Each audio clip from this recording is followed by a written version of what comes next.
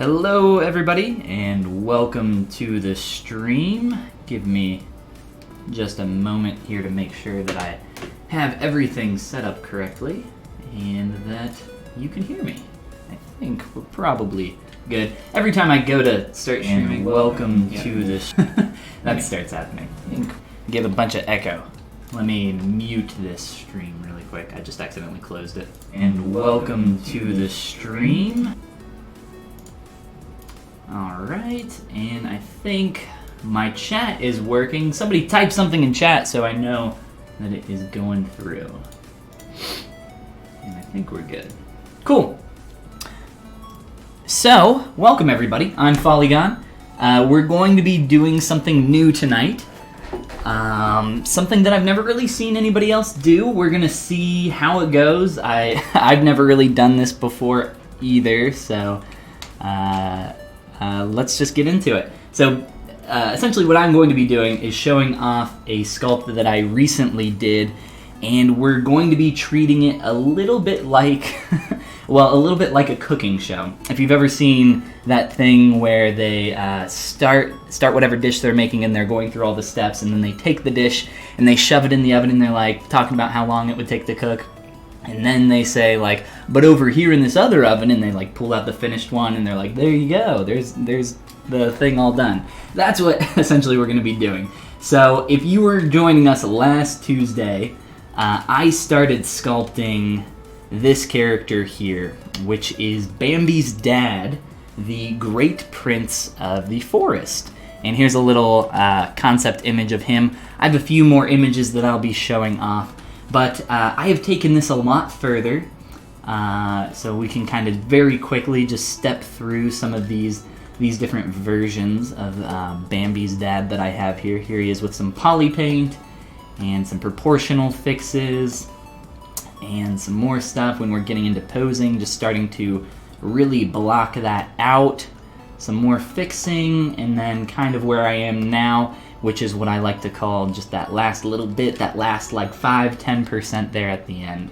So I will be talking about each kind of step of this process. Like I said, it's not something that I've really ever seen anybody do before, but I think it will be, I don't know, I think it'll be really informative to just kind of take some time on each step here. I have about 7 or 8 of these that we're gonna go through, and I'll try to break that up evenly. I have a stopwatch here, so I'm gonna try not to screw it up too much. We'll see how it goes. But of course, during any steps of this process, please let me know if you guys have any questions, and I would be happy to answer whatever I can. Let me get this set back up. And again, I am Follygon, and I guess the only thing, I have some links here. I've never shared these in the actual chat. Normally I don't have to over on my channel, just because they're linked down below, but I'm gonna spam these out to you guys really quick. Just copy paste these in the chat. I don't know if they're all, I didn't get all of them. That's okay. We got one link there. I don't know what just happened. I guess I can't copy paste returns. It's not a big deal. So that link is just to my Gumroad, which I would greatly appreciate if you guys checked out. It's just gumroad.com/Follygon. I have some stuff on there for absolute beginners, kind of a ZBrush quick start course that I've made, as well as some stuff for intermediate and more advanced users as well as some base meshes, brushes, materials, mannequins. You can get all 5 of these mannequins for 1 doll hair or 1 buck, as all of our punny friends have made while I've been sculpting on this deer character. So again, that's just Gumroad/Follygon, and I guess with all that out of the way, let's see, we got Ella over on Facebook, Julie over on Twitch, hello guys, Jack, how you doing over on YouTube? So it looks like the chat's working. Thanks guys for posting something so I know you can hear me. Thank you so much for going through your process. Absolutely, yeah, I think it'll be really informative and a lot of fun here. Just learning ZBrush and really enjoying as much as Bambi misses his mom. Oh no, oh no. Love the critique video as well. Yes, I did I've started doing some critiques on the weekends over on my YouTube channel. But yes, I'm gonna open up my door really quick. Sorry guys, let me open this real fast. Just so we can get some air flowing. And make sure we're good here. I think we're all good to go. The whole crowd is here, the whole crew. Welcome, everybody. All right, let's get into it.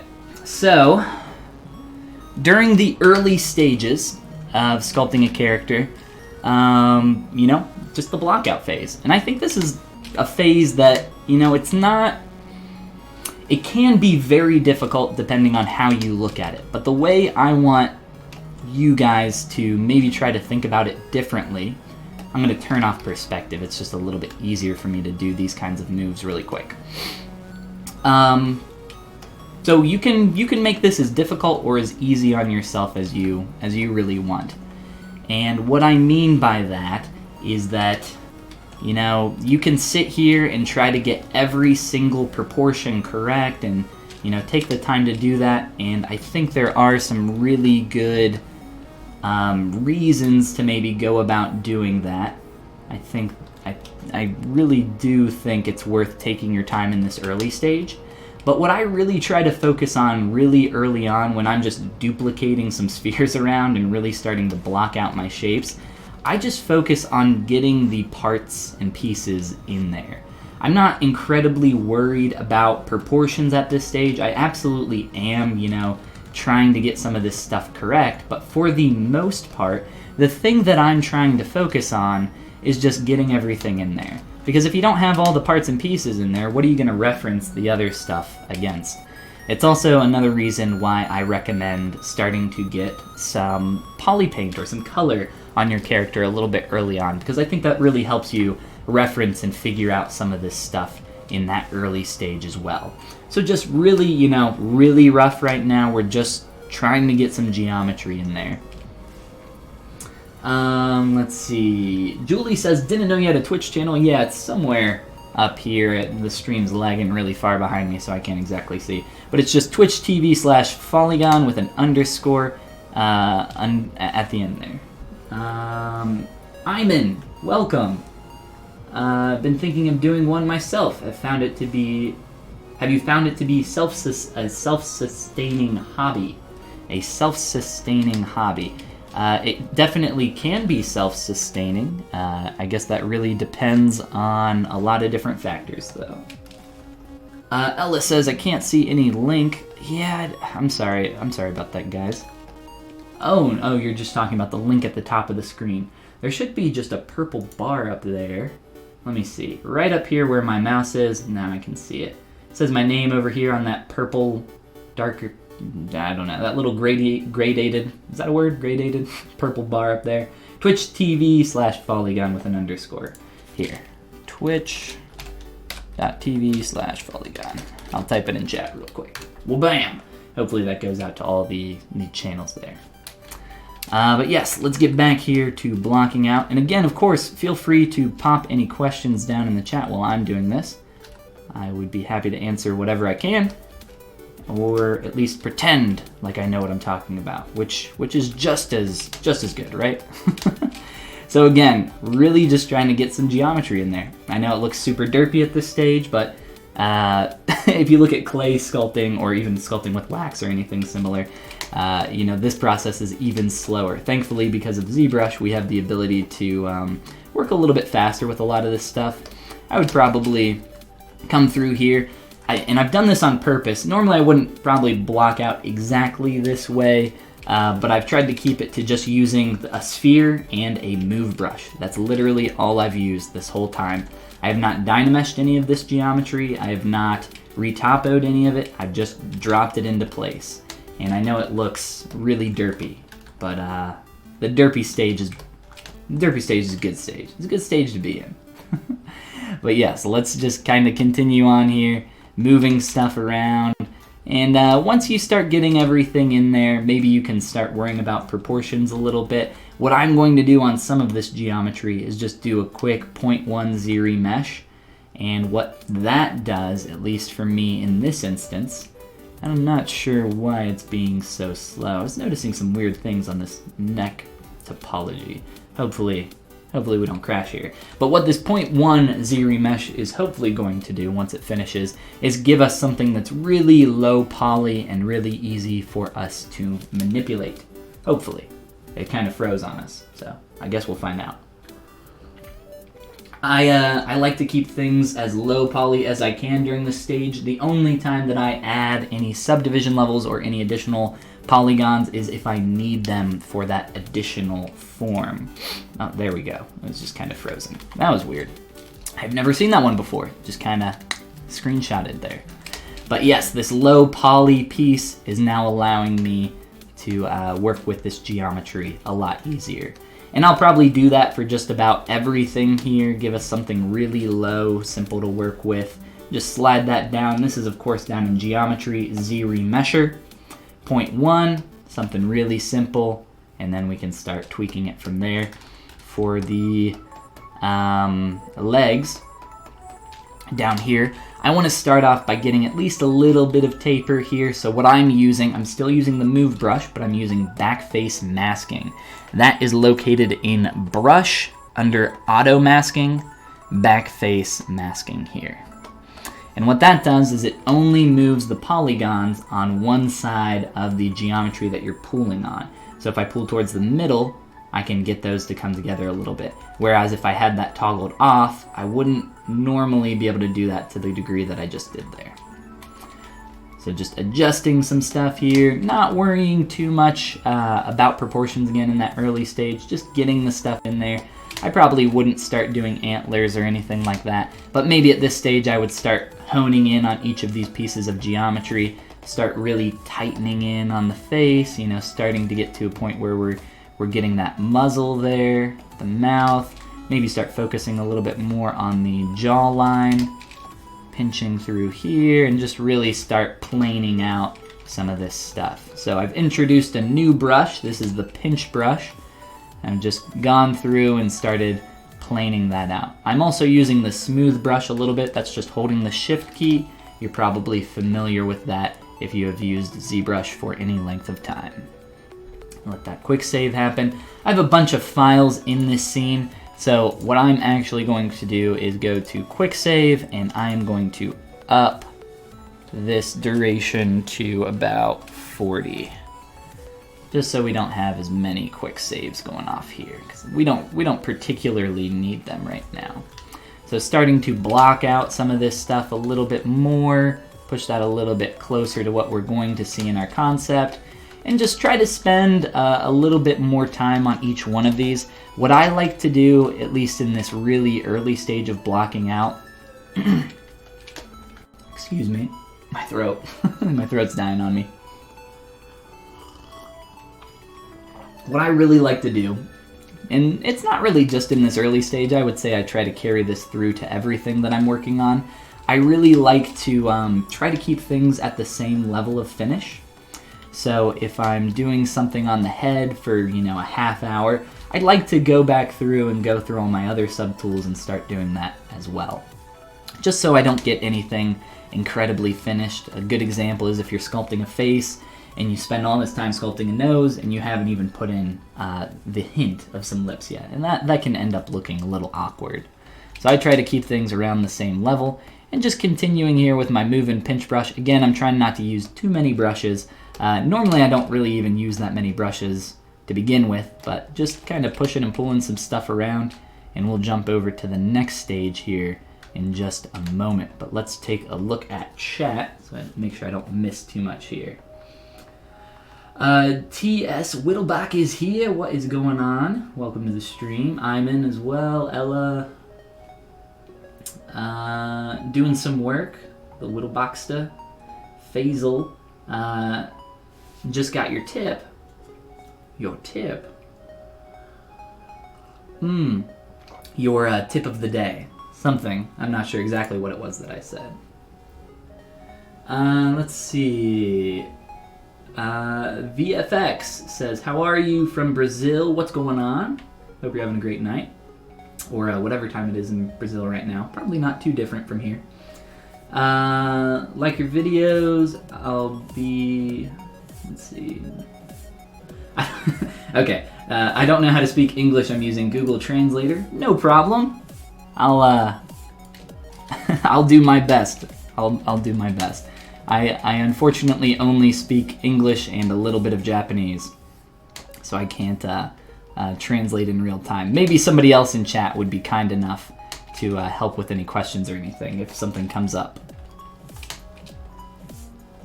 Thank you, T.S. Whittlebach. I appreciate it. T.S. Whittlebach also streams here, if I'm not mistaken. I have unfortunately never been able to catch one of their streams. Cal Wayne, what's going on? And Gundam. What a cool name. I would love to get me a Gundam. I actually have a little chibi Gundam that I got on a study abroad trip to Tokyo from like 4 or 5 years ago. I'd love to do some more hard surface stuff in the future. So maybe that'll be on the horizon. Any chance I get to play with the Zmodeler Brush here is always a blast for me. But yes, let's go ahead and step on up to the next stage. You know, we're putting it in the oven and pulling it back out, part of that cooking show. So a little bit further along in the process. And you guys actually got to see this stage. This is actually what I sculpted during our last session, so last Tuesday. Normally, on the other streams that I've been doing on the Pixelogic channel, stuff has been a little bit more towards like the middle or end of projects, which is why I'm trying to go through the whole process. This was one of the first times on the channel where I was able to do something a little bit more in the earlier stages. But yes, so from here, this is the point where I've started to refine each and every single one of those shapes a little bit more, started to refine the shapes in the face, as well as really start to build up some of these volumes. Proportions at this stage are obviously incorrect. And I should also show, I have a bunch of other images here. Some of them are incredibly low resolution, and a lot of them are very different in terms of style. So this is kind of the main reference that I was using initially for this character. Again, this is the Great Prince of the Forest, Bambi's dad. But yeah, we got some more like blocky styles. A lot of shapes in the face and eyes are completely different in this. This one's probably closest to my final version, which we'll pull back up here eventually as we go through this process. But yes, there are a few others here that I used mainly just for silhouette and figuring out a little bit of pose. My final pose was a little similar to this, and we'll get to that a little bit later. But I just wanted to show you guys some of the different variations for this character here as we continue on.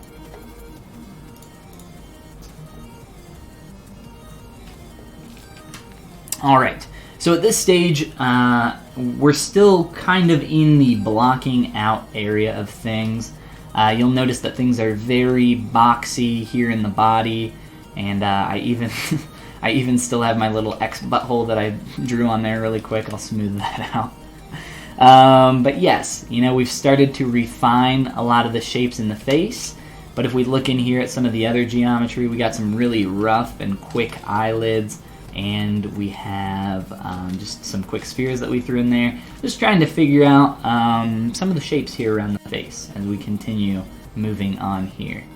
But yeah, you know, it's a little bit of the same process, but now there's quite a bit more focus on proportions. So as I showed you guys that image from before, this one, this is when I started to, and I'm going to turn this off because there's a lot of variation in a lot of these newer images that I've found, and this is kind of the one that I started aiming towards more proportionally from here. So I'll probably reference this one a little bit more. But so from here, you know, a little bit more focus on proportions. We have a lot of geometry in the same place, but you can tell that our arms and legs and all that stuff is still no longer connected. And if you're interested in seeing this entire process, I'm going to be going through the steps here on stream. My pen isn't working. There we go. But if you are interested in seeing the entire process from beginning to end, that is uploaded over on my YouTube channel, because Twitch, unfortunately, does not record everything that I stream. It only does it up to like 7 or 10 days. Somebody probably knows in chat. Yes, and we have some 8-bit music in the background. That is Pop Sky, if you guys are interested in checking that out. A little chiptune-y. I'm a big fan of their work. and I believe PopSky actually streams here on Twitch as well. Are you going to upload this on your YouTube channel? All the stuff that I do on my Twitch channel goes up on my YouTube channel afterwards, but all the stuff that I do here on the Twitch channel, on the brain fart, on the Pixelogic ZBrush Twitch channel goes up on their Pixelogic ZBrush YouTube channel. So if you go on YouTube and if you search Pixelogic on YouTube, you will find their channel and find this. It'll be uploaded probably in a couple days after that. So a lot more focus again is on proportions at this stage. So I do have some subdivs in this, and I'll talk a little bit more about when to switch between subdivisions and Dynamesh as you're sculpting, or at least when I do it. It's probably one of the most common questions that I get. Actually, over on my Twitch channel this morning, we had a little bit of a FAQ&A, a frequently asked question and answer kind of session this morning over on my channel, and that was one of the things that we covered. So again, that question is, when do you switch from Dynamesh to Z-remeshing and using subdivs and using manual? Like, when do you retopo? Like, when do you do all these things? And the short answer to that question is kind of whenever you are in need of different topology, or whenever you're in a stage where you need to start combining stuff. That's the short answer. The long answer is, a lot more complicated than that. There's, it's very dependent on exactly what you're doing. I think you're going to run into a lot of different scenarios, but I think a good instance of something where I could show that at this stage, and I believe moving on into the next one, I'll be merging my legs into my body eventually, and I'll be doing that to help blend some of these shapes together. Because if we look at the silhouette here, if we look at a really extreme angle from the bottom view up, you'll see that from our body, as we're swirling, like coming around here in the silhouette from the leg down to the body, we get this really strong hit there where that leg is connecting to the body. And I would really like to blend that out and make that a lot more clean. But to get to that stage, I think I would probably define these legs a little bit more than what I have.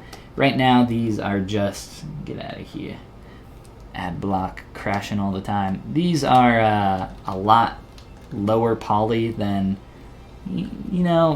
is really necessary, I would say. But it's really not going to matter because we're going to be Dynameshing and messing with them either way. So the main thing that I am kind of focusing in on at this stage is these proportional changes. And, a lot of that has to do with my reference. I'm kind of going off of, I've already sculpted this character all the way through, so I kind of know what I want to do here. I want to get rid of a little bit of the blockiness that's going on in the body. There's a lot of stuff that's wrong in the face, and we can maybe look at that a little bit too if we have time.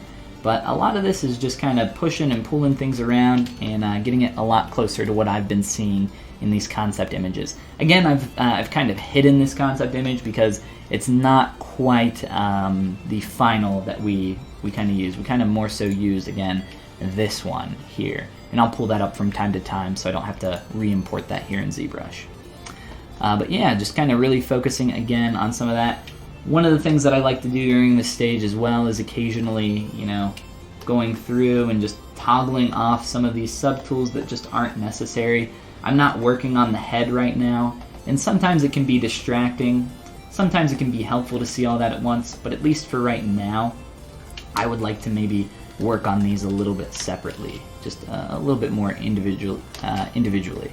So just working on some of that area. I'm noticing that the torso here, it's definitely tapering in a little bit more than I would like. If we look at the bottom or top view, we can see that this is kind of wrapping around here in the silhouette, pulling in maybe a little bit too soon. So we could start to kind of really widen out this chest region and start to add some additional form in here. One of the brushes that I'm using right now is just the Clay Tubes brush. I'm just using that to really apply some quick volume to my surface, and then I'll just use Smooth on a low subdiv to kind of knock that back a little bit. I'm still using that pinch brush to really help with blocking out some of these form transitions and where I want that to happen, but you know, for the most part, this body's still looking really blocky, so just getting that to a little bit of a more rounded place would probably be a really good idea. So I'm using some Trim Dynamic brush as well. Trim Dynamic is just something really good for creating some simple, quick planes. It's not quite as strong or destructive as something like an H polish, so you can get a lot more mileage out of something like this, in my opinion. There's a lot more use cases for it, is what I mean by that. Ancient says, do you have experience with character animation? I do, but I do not do it professionally, and I have not done it in a very long time. Moose, the almighty Mexican says, moose! Yes, we are looking very moosey at this stage, aren't we? Could even be a very cool stylized character as is. Very cool stylized character. Yes, you know, if you know, stylization is a very wide term. I think there's a lot of room for variation there. But what I am aiming for is very much that kind of Disney style, Disney appeal. Probably this one being one of the closest to our final based on the pose, and you'll see that here soon as we get closer to that. Sorry these images are so low resolution too, by the way. I just ripped these off of Google Images. I didn't really use this too much for proportional reference. I did a little bit just because the silhouette is still pretty readable, but mainly I used this when I was trying to figure out some posing stuff. And I'll talk about that again more later as we get into that.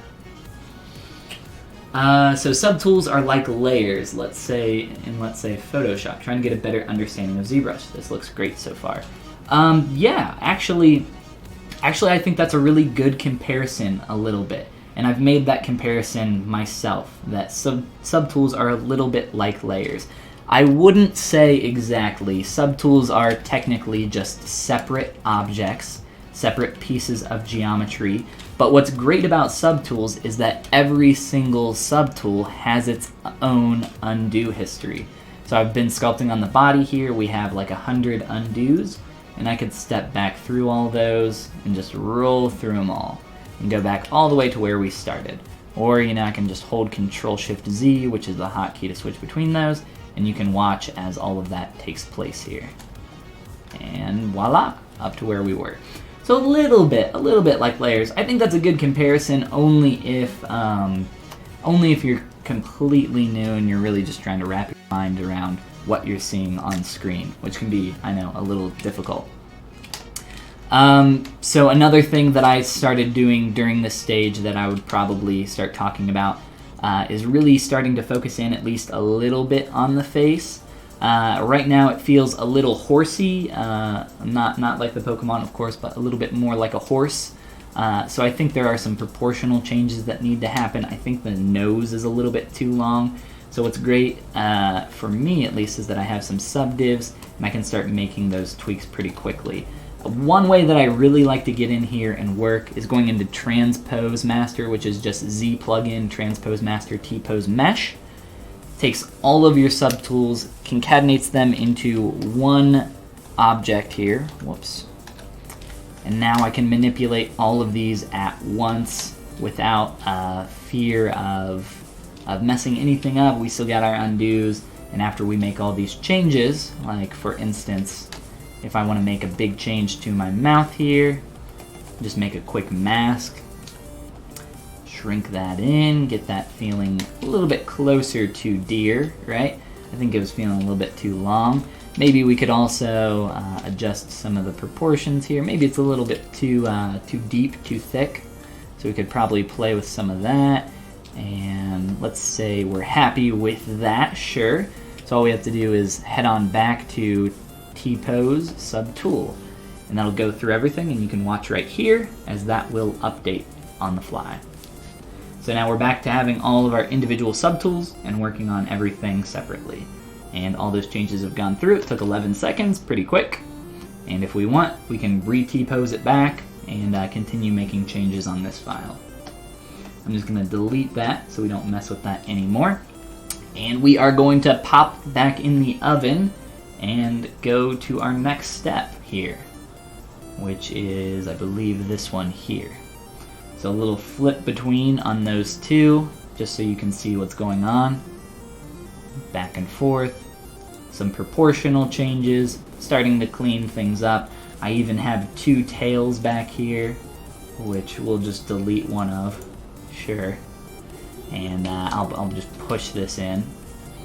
So we're getting close to a point. I believe the next one is where we start to add in color. And at this stage, you know, this is a stage where probably I've been working on this for a while. And I'm getting to a place where I need some visual help for myself to be able to figure out what's going on proportionally. And it can be really tough to do that when you're looking at something that's black and white. So a way to get some extra information in there that I like to do is to grab your image.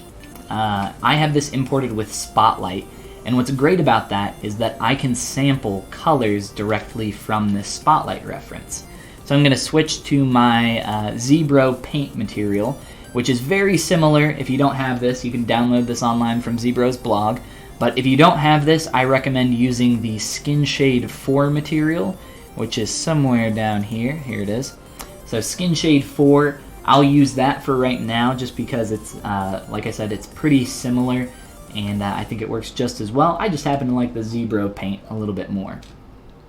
But what I'll do during this stage is actually start sampling some colors. So let's grab our body color here, and I will just go to my standard brush, toggle on RGB, crank this all the way up to 100, and just start filling in the color everywhere.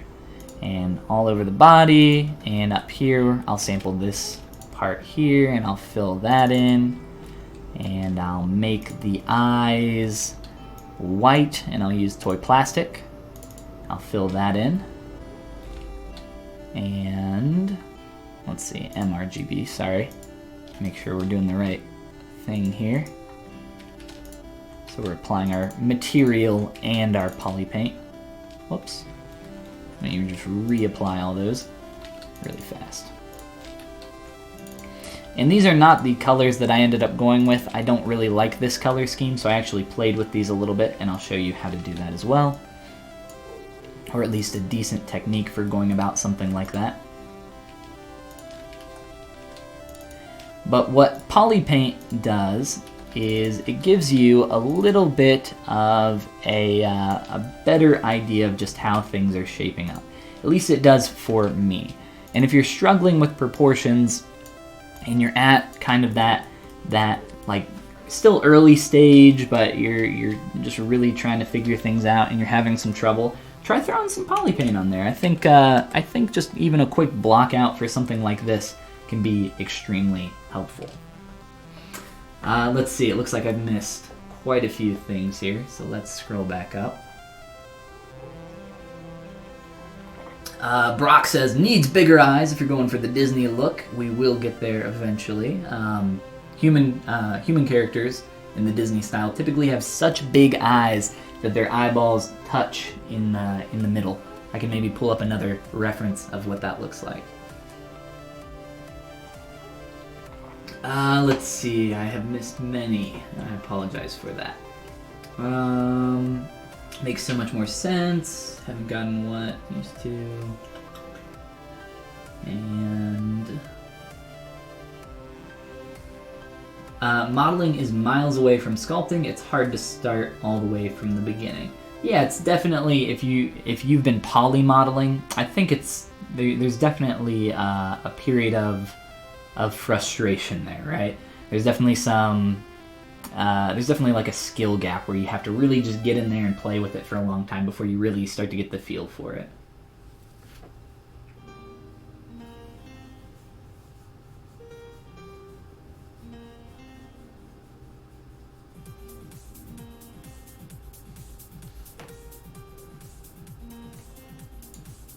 And sorry, I'm just reading through these, making sure I didn't miss any questions. If I did miss a question, just throw it up in the chat again. I'm not ignoring you. I'm just trying to get through a lot of information here. All right, cool. So I think we're all caught up. Just making sure I didn't miss anything. All right, so at this stage, I've started to add in some poly paint. Again, I'm not a huge fan of a lot of the colors that are going on here.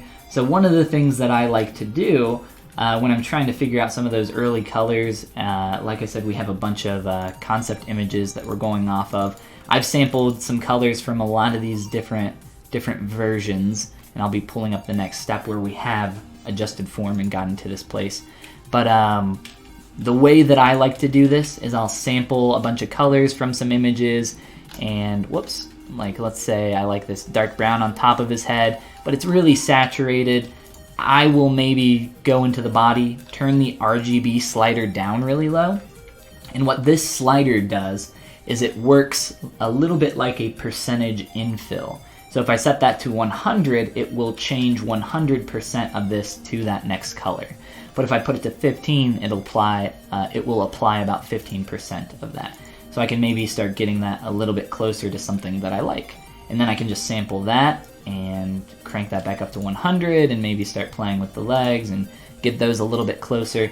Another thing that I like to do, but I probably wouldn't do at this stage, is if I'm really trying to get in here and find out a color that I'm trying to play with, I'll turn down my RGB intensity a little low, and you can actually paint directly on your mesh and start making a little bit of a color swatch for yourself. And there's a new ZBrush plugin that does this a little bit better than something like this. But what's great is you can just work directly on your palette, and you can press the C key to sample stuff and maybe start fading or gradating between those a little bit by just gently stroking. I'll stroke between those two and maybe just kind of fill in here and try to find that color that we're looking for. And I'm just sampling a bunch of these colors and trying to find something that I like. And let's say maybe something like around here. If I'm liking that, we can just fill that in 100%. And yeah, you know, I kind of like the way that brown is shaping up. So I'll just fill that in on all these parts. And I will, at this point, I don't really like the transition between these two colors. I'm just going to make this all the same right now. And I'll get into how I would maybe start doing some of the additional colors down here, which would just be really simple using masks. And one of the masking tools that I like using is the Mask Lasso. The Mask Lasso you can activate by holding the Control key, going up here and selecting Mask Lasso. By default you have the Mask Pen active, but the Mask Lasso just works like a lasso tool in Photoshop, and you can just begin masking shapes off. And then from there you can continue to create masks, positive and negative, and start to modify the shape that way. Or what you can do is start off with that basic mask. I'm not sure why that's undoing that way. Being strange. Alright. We'll just redo a quick little mask here. Switch on over to our mask pen. And let's say we want to start, you know, coming up here to where the tail is. There's definitely some form that's going to have to change down here, right? We're still very blocky. We're still not proportionally where we are. But that's the whole point of putting in a lot of this color here. I think it helps figure out a lot of that information. So I'm just continuing to mask some of that out. And then from there, we can flip that around. We have a nice, decent mask there. And we can just grab our image, sample a color, and fill this color in on the unmasked area, and then turn that off. And that's a really quick way of how you can get that in there. And then from there, you know, you can continue to paint over this. I like to, if I'm trying to get like a really clean edge, I'll do something with lazy mouse and start to really define that a little bit more and sample between these two colors. Try to find something a little bit more clean in terms of edge quality through here. And just, you know, spend some time to block that out, get those shapes the way you want them. And I also carry this color through the legs on the final design, so it actually comes down through here. I'm not going to worry about doing that too much here though, so I'll just undo that. But I just wanted to show you guys that technique so that you were aware of it. And I know there's a large variety of different skilled users here, I'm sure. People that have probably never used ZBrush and people that have been using it for since ZBrush version 1 maybe. Maybe not that far back, but I'm sure there are people here that have been using it for years. Whoops. Will you make a separate subtool or paint it? Hopefully I just answered your question there. We'll definitely look into that. Way younger.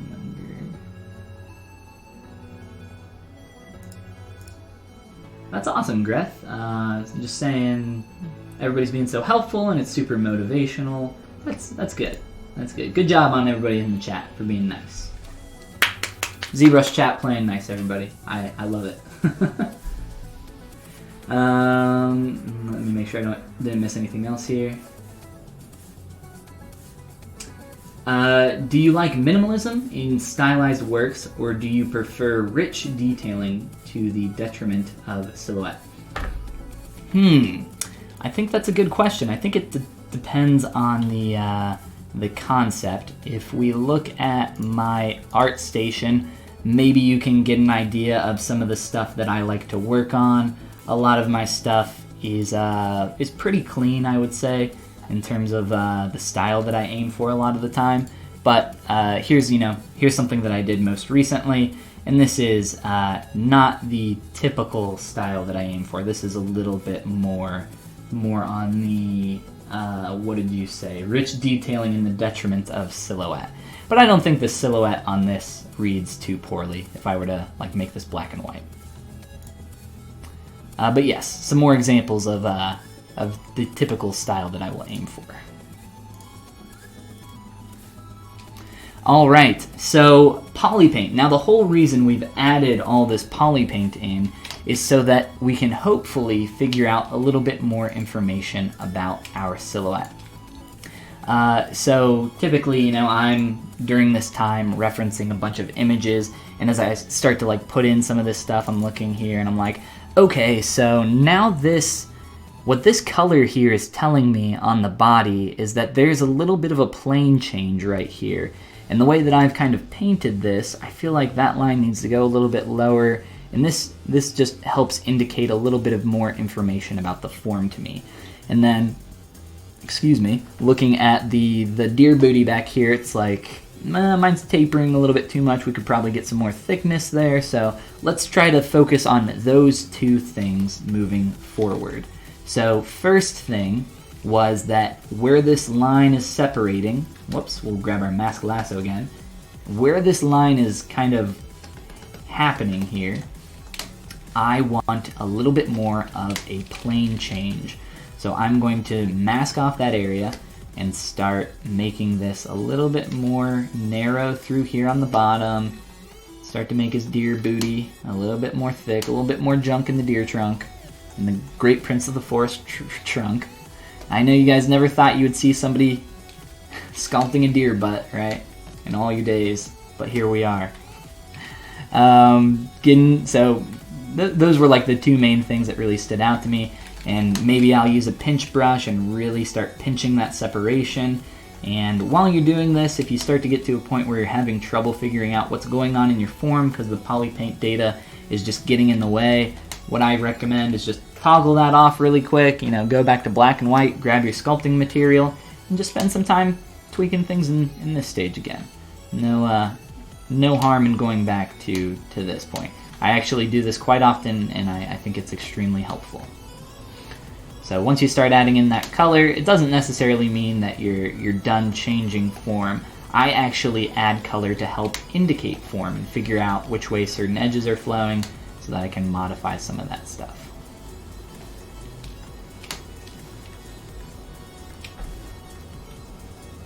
Side Effects says, I'm still working on the model I told you about, don't forget it. I didn't forget. Hopefully by our next Critique Saturday, you'll be able to send that my way.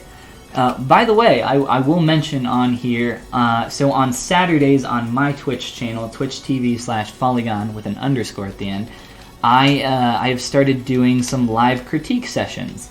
And if that sounds like something that you guys would be interested in, you can send your ZTools to Follygon@gmail.com. That's Follygon@gmail.com. Follygon spelled up here for you.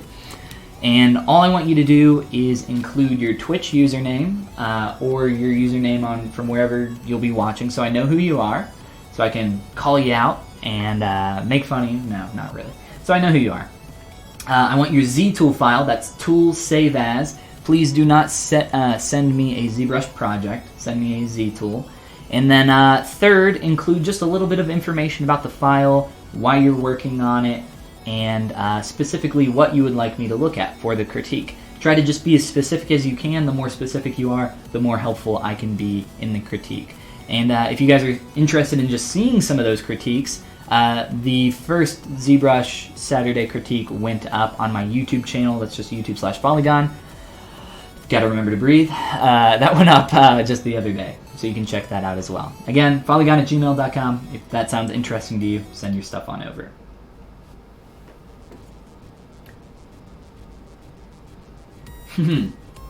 Of course, getting back to work. Thank you for the dear knowledge. No problem.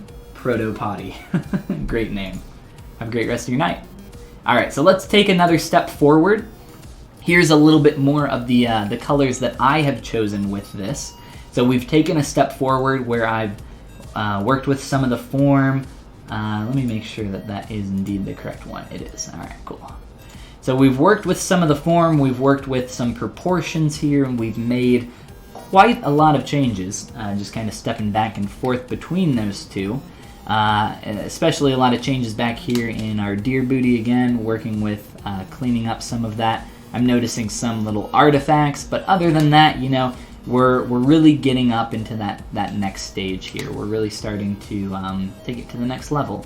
Let me make sure something here real quick. 2, 3, 4. Yes, okay, cool.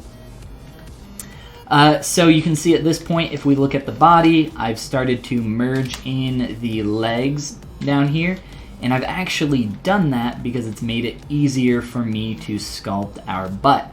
And I'm actually going to do the same thing right now with our arms. And you'll notice that I think proportionally, just looking at these legs without any additional reference, I'll pull up another image here, but I think these legs look a little thin at this stage. They definitely feel like the initial joint up here is up really high, but we will eventually, you know, lower this and get these a little bit lower and start to make a little bit more sense. But what I would like to do is merge, again, our arms down into our body, and I would like to show you guys that process, that stage of this process next. So again, a little bit, if you're just joining us, this is a little bit kind of like a cooking show where I start in one part of the process. We've actually started from a sphere, and we're going through the entire thing of how I've been working on this. So we're going through each stage of development here, and kind of just some of the things that I think about while doing that. So I think I will maybe adjust some of the proportions here. We're using that move with AccuCurve again, or I'm sorry, backface masking, not AccuCurve. But if you guys are interested in watching the entire process for this sculpt in real time, all of these are available on my YouTube channel. So I go through the whole thing on there. Let's go ahead and merge down. So I got my body and I got my legs, and I am going to delete my subdivision levels on my body. So I have this body. I'm just going to go to merge down and merge my legs in. And we've deleted our subdivs. We can reconstruct and get those back. We could do that, but I don't actually need those subdivision levels anymore. I don't need them right now for this stage of the process. So what I'm going to do is Dynamesh all of this together. And you'll notice that I actually have some polygroups on this. I got a few different polygroups going on. But when you Dynamesh, a good thing to keep in mind is that ZBrush can only remember one of two things, and that is polypaint data or polygroup data. So if I Dynamesh this right now, all of the polygroup information will disappear completely. And that is because I had my polypaint active. If you want to keep that stuff, all you have to do is toggle off your polypaint before you do a remesh, or a Dynamesh, and you'll be good to go. So I've merged all this together. Maybe I'll take some time to smooth out between these different areas. But what I really want to do is come in here and actually, now that I've combined these, start to get some more workable topology. It'll make it a little bit easier to manipulate some of these forms, and in all honesty, one of the other main reasons is just to clean up our surface. As we're getting through here, the silhouette is starting to get a little bit of a dip in there, a little bit more back here for sure, if we're looking at some of these areas. So we just want to clean up a lot of that and start taking this to that next stage. So I have duplicated this mesh. I'm going to take the top piece, the top one, I'm going to turn on solo mode, and I'm going to Z-remesh this at a target poly count of like 2 or 3 right now. That should probably be enough for something like this. So let's just say 3,000 polys, and I'll click on Z-remesh. I have symmetry turned on, so it'll probably be a little bit closer to around 6,000 to 8,000 polys. And once that is done, we'll let that run for a little bit. I'll check on chat while that's running here.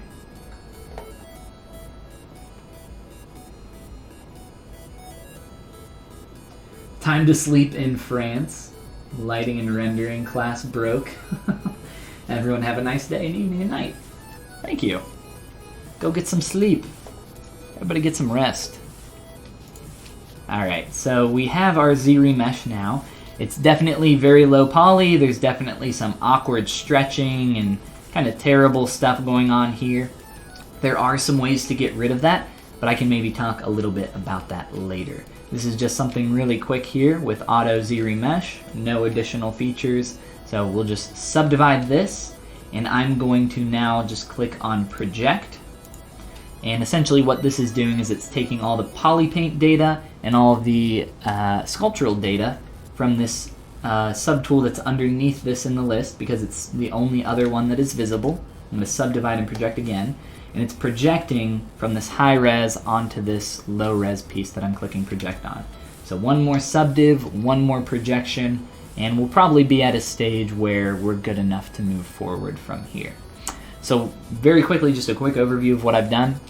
I've taken 2 pieces of geometry, I have Dynameshed and merged them together, and then I have duplicated that so that we can create a lower res version with subdivision levels and start subdividing up through the chain and projecting on each one of those steps until we got a quick save that crashes ZBrush. No, until we got to a point where now I can just delete that old one, we don't need that anymore, and now we have this new mesh here. There's definitely some seams here, but because we have subdivs, it's very easy for us to go through and start cleaning up this form now.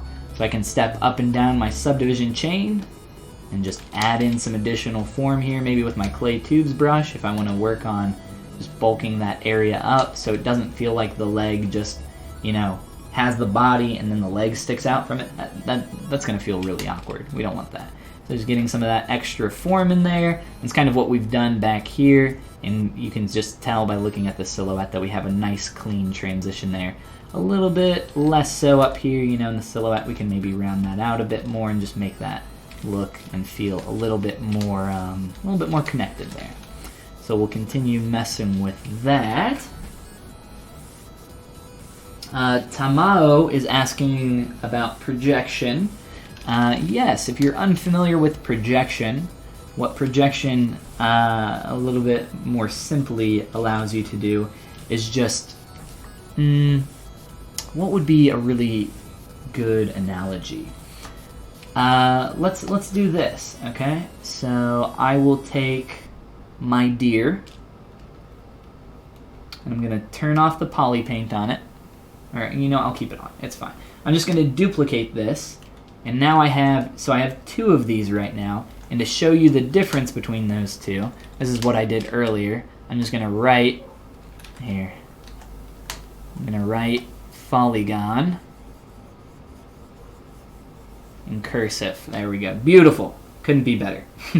So I have Follygon on this one, and I have nothing on this mesh here. I'll turn on solo mode so we're only showing the one that we're looking at.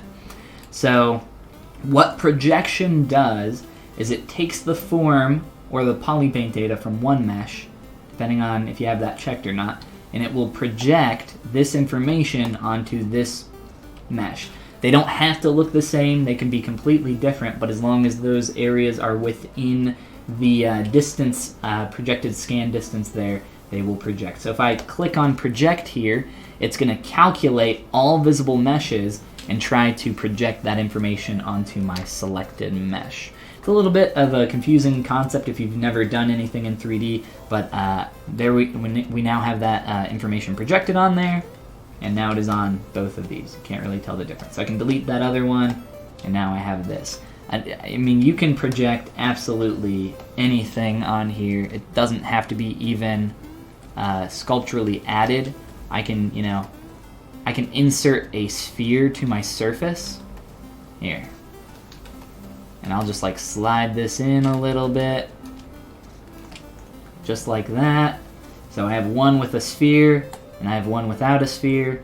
But if I project that, if I'm projecting from there onto this, depending on this projection distance, I don't know if it'll be too far away or not, it will project onto that. And it's obviously just a little bit too far away, I think, so it's having some trouble. So this is the main reason, though, when you do some projection, you don't want to have everything visible. If I were to click project right now, all of the visible subtools that are, especially stuff that's sticking into the other geometry, like the neck piece here, the neck and head, all of this would cause a lot of projection errors just because that's intersecting there.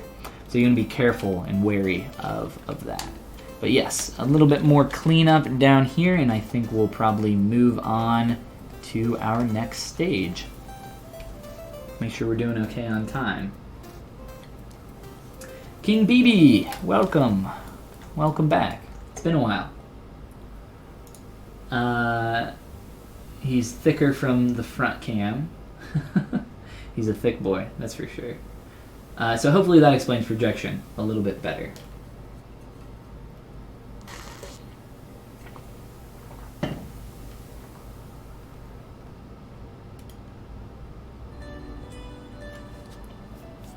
Yeah, doing it manually gives you a little bit more control. That's for sure. We'll get rid of our name here. My beautiful signature of my Christian name, Follygon. Okay, so at this stage, you know, I would really probably still be focusing on proportions and cleanup. That main kind of hindrance at this stage, I said, was that our leg joint, that joint there, is up really high. So I would probably take the time to mask this off and really get this into a better position. Very, very high right now. So I'll use the move brush probably and start pushing and pulling this around. And while I'm doing this, you know, there's a lot of things that are going through my head. One of the main things that I probably mention quite a lot on my own stream is talking about straights versus curves and thick to thin and some of those just really important 3D fundamentals that I think maybe some people that are new probably have never heard of. So I think this is something that you can see in a lot of Disney characters very often. And let's see. Try to find a little here. I'll make an area where we can talk about this a little bit more. So a straight versus a curve, it's in reference to your silhouette of your shape. And essentially what the basic idea there is that you don't necessarily have a straight on one side and a curve on the other. You in fact can have that, but the basic idea is just having one side that's more simple than the other. One side that is a little bit more visually interesting. And what this does is it keeps your silhouette from getting really messy. Somebody was mentioning messy silhouettes earlier in chat. So this is one way that you can try to really think about this and control it a little bit more. So I have a little bit more of a straight side on this back edge, and the front side has a little bit more curve to it. If I want, I can mask this off with my mask lasso and start to work on that a little bit more and really exaggerate that. If you look through my art station, I have a lot of characters, a lot of finished characters in there where you can see this be a little bit more apparent.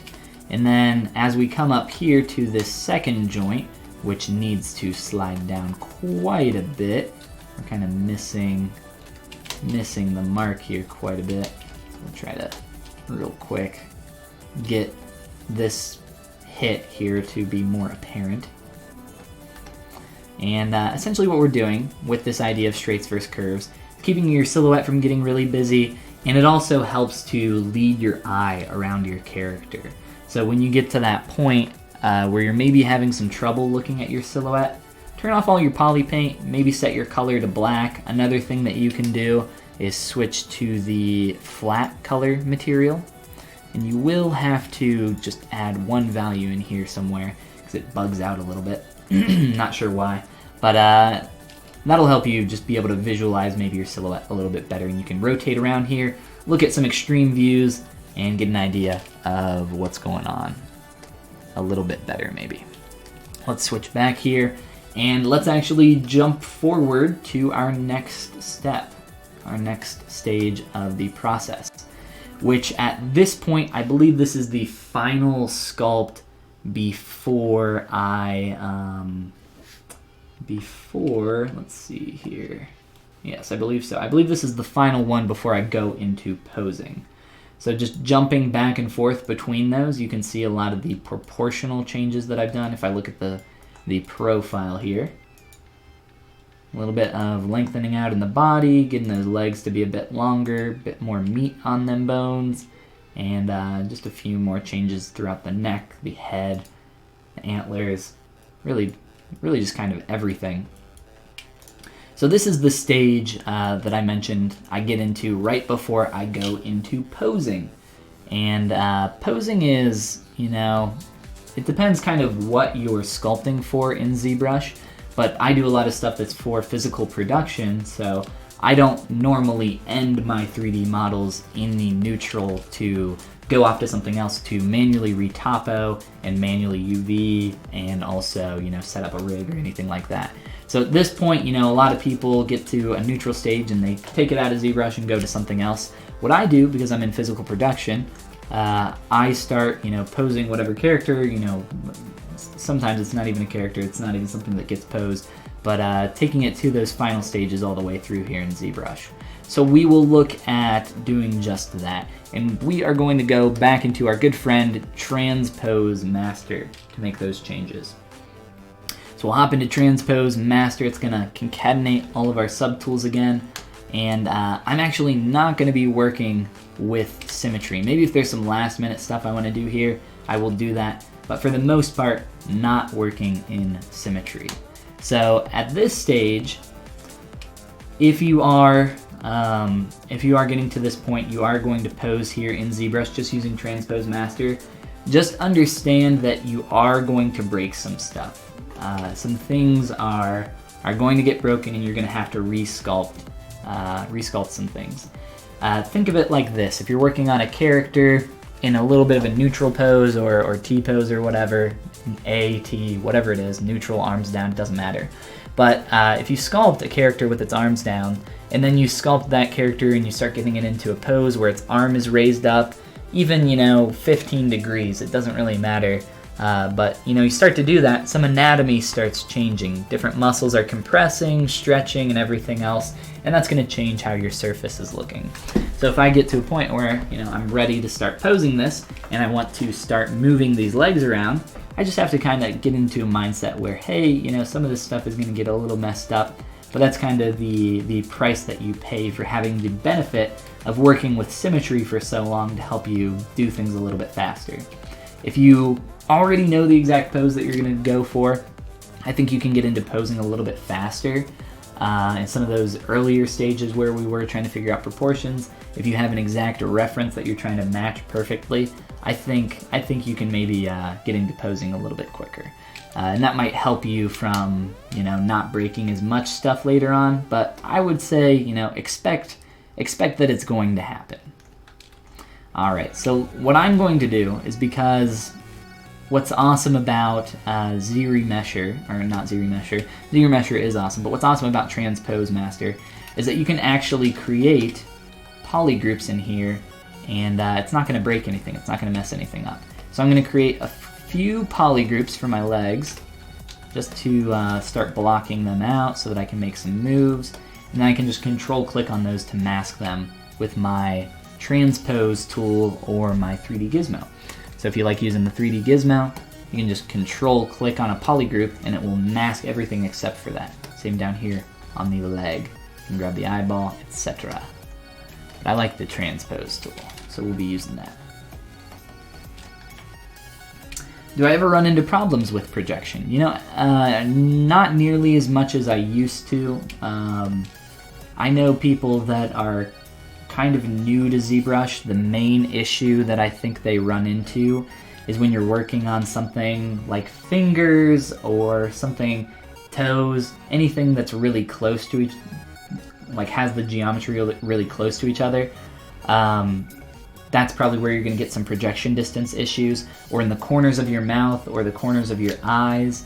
That's another really popular area where you're going to get some projection issues. There are some workarounds for that, and I'm sure there's some really good tutorials you can find online. I have some free stuff on my YouTube channel. I have a ton of videos that you can dig through. I can't probably off the top of my head think of one, the exact video, but I know while we worked on the witch character for October, or even this one probably has a lot less videos, but if you can find the one where I'm working on the mouth and the corners of the eyes, you'll probably find some helpful info in there about working with projection for those issues.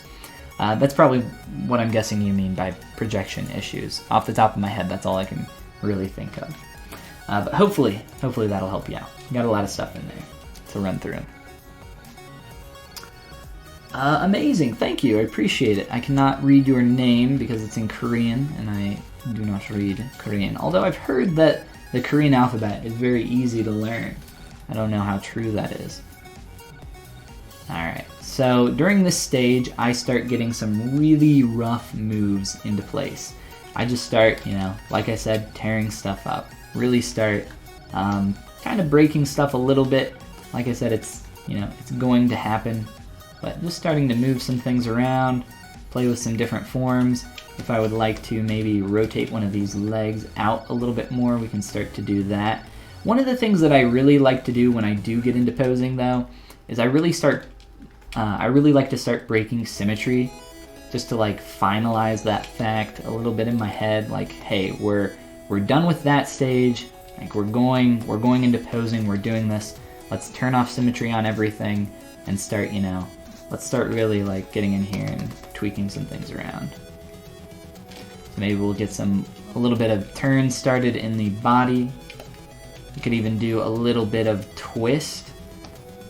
Try to line that up and just start to get one of these legs. Like I said, if we're putting the weight on that front leg, there's going to be a little bit of a lilt down in the shoulder, even up through the neck. We can maybe start getting a little bit of twist and everything else. So there's a lot, but there's a lot that we need to do during this stage just to start blocking out a pose. And I typically spend a lot of time in here. But the main thing that I want you guys to really kind of just get in your head is that, some things are going to break, and it's okay. It's okay to let a lot of that happen. Just kind of don't get attached to your stuff. And I think that's kind of good general advice. Just not get too attached. If you guys know, I'm going to butcher it, Mercurial, I did say it right, Mercurial Forge on ArtStation. Go give them a follow if you don't already. But he always says nuke it into orbit, like when he's talking about his portfolio and bad art in general. That's the first time I heard that. He's an awesome artist, and if you don't already, go give him a follow, like I said. Does some good stuff. But yeah, just starting to really twist up that head. You can see that we're starting to run into some issues here in the neck. So I would probably take some time to start moving some of these forms around, really cleaning this up. You're noticing probably that in through the neck here, we're starting to get some stretching, and that's okay. We can really come through here and make sure we're getting really clean.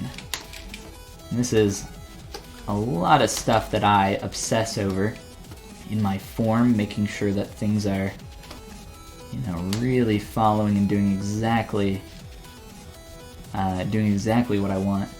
Taking the time to do that here isn't too much of an issue. But as we start to move that even more, it's good to do this, you know, in stages, so you're not like completely breaking something. I don't turn this head 90 degrees and just have the geometry like sticking all the way out here. That'd be no good. But yeah, we're starting to turn some of this in the body. I think we're starting to get a little bit too much of a bend in one area in the body here. It's looking a little unnatural. So maybe we'll start to clean up some of that form around here. And like I said, resculpting some of these volumes. And you would have a lot more to do on something that was a little bit more realistic, but because this is pretty heavily stylized, there's quite a bit of cheating, I would say, that you can do here. What I mean by that is there's some stretching and squashing and some other stuff that you can do to make some of these things, like if you start moving the leg really far forward, maybe you can stretch that out a little bit. I try to keep a lot of my stuff really close to the same length. I like to keep things grounded in reality, even though it is a stylized character. It's because it starts to look a little bit too pushed, in my opinion. And you know, kind of depends on what you're going for. But I like to keep things, like I said, a little bit more grounded in reality. Maybe we can start moving this leg back. I believe I have this pretty far back, and I'll show you an example of some of this stretching here. And I'll talk a little bit more about silhouette on this back leg, making sure we got time. I think we do.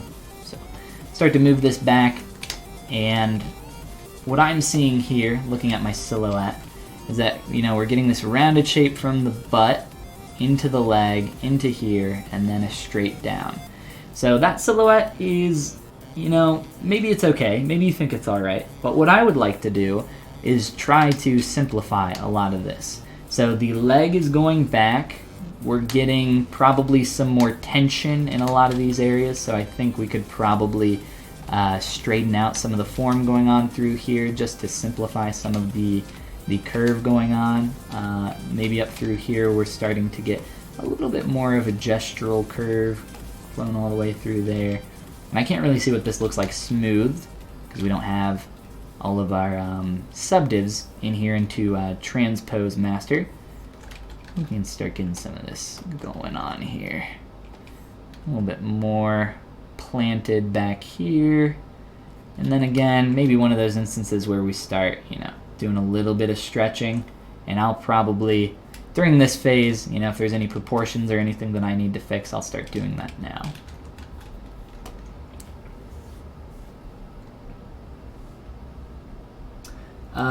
Cool work. My sculpt is much worse, even technical. Do you have drawing skills? Your work is great art. Well, thank you. Thanks for the kind words. Don't be too harsh on yourself. No, I don't really draw. Not really at all. You know, I think there's a lot of overlap between a lot of artistic fields. Maybe more between something like drawing and painting, right? Although you can be amazing with a pencil and terrible with a paintbrush, and vice versa. I think there is some overlap between 2D and 3D. A lot of principle stuff that will carry over, but you know, I don't think it's necessary for you to. I don't think it's a necessity. I don't think it's the end of the world if you do one and not the other. You know, it's up to you. I am kind of, when it comes to 3D, I'm an all eggs in one basket kind of guy. So I don't do a lot of 2D stuff, rarely ever. I kind of made the decision early on that I was going to, kind of the way I look at it is, imagine you have all these different skills that you can work on, and you can spend an hour over here leveling up, right? Imagine like your level up progress bar raising up. We're looking at a little chart here. And then you can work on, you know, something else, and you can raise each one, like drawing, painting, traditional sculpting, digital sculpting, right? And you're raising each one of these up. Or you can just work on one of those things and like raise that up, level that up. Like instead of putting 10 hours into 10 different things, you can put 10 hours into one thing. And when you do that, I think you're going to find that a lot of those other skills kind of start to come up a little bit with it. They start to trail behind. And that's just something that I've noticed over kind of my time growing as an artist. And earlier on my stream, if you guys are actually interested, the video that's going up tomorrow, we did a Q&A earlier on my stream on my Twitch channel, and we looked through all of my old art from where I started, kind of like my very first time sculpting in ZBrush, my very first digital sculpt, all the way up to kind of where I am now. That was a lot of fun. It was a good trip down memory lane. But yeah, if you guys are interested in seeing some of that stuff, some people were saying, you know, it's nice to see some of that stuff from artists that are further along. I'm not embarrassed by like sharing terrible art, like stuff that you've done in the past. I don't know. I'm kind of proud of some of that stuff. You know, not proud in terms of its quality, but proud in just seeing, you know, where I've come from. I think it's good to look back at your old stuff on occasion. I think it can be informative, inspirational to yourself. Just good to see some of that progress. It's good stuff. It's good stuff. We'll continue blocking out a few more of these little rotations and some of these joints. Again, breaking a lot of stuff. Just trying to get some really basic moves is what I try to do at this stage. I'm not really too focused in here on making a perfect joint move, especially when I only have this low resolution subdivision. Can't really do too much with what I have going on. If you had something that was a little bit more clean than this, it would be a lot easier. But just for something quick, it does get the job done. Thank you, valuable point of view. Yeah, no problem.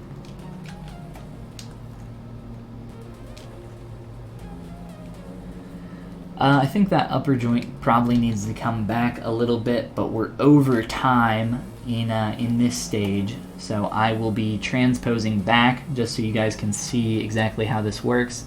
Z plugin T-pose subtool.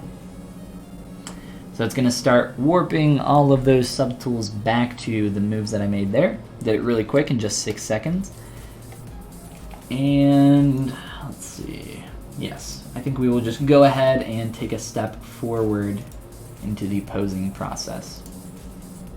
So this is probably after a couple hours of hanging out in that transpose stage instead of just taking like, 10 minutes of what we just did.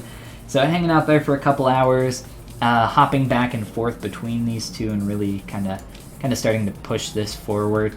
And at this stage, I don't know if you guys have ever heard the saying, art is never finished, right? It's only ever abandoned.